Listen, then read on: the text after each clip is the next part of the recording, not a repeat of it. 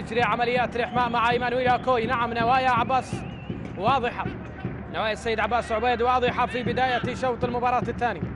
سيغير في الشكل الهجومي. محمود خليل يستلم كرة، جول جول، الله!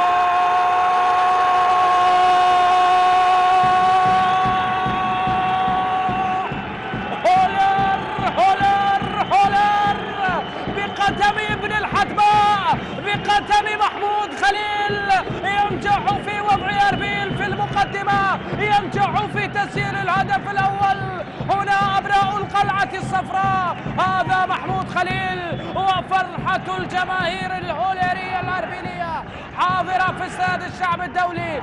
الهدف الأول يأتي ومحمود خليل ينجح في تسجيل الهدف الأول من علي شخوان. استلم، لف ودار، لا مراقبة.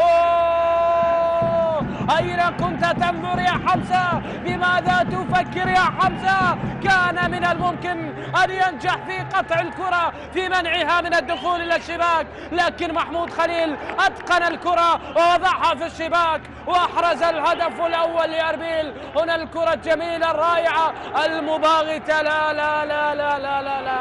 ليست بهذه الطريقة يا حمزة، وفرحة ما بعدها فرحة، فرحة ما بعدها فرحة.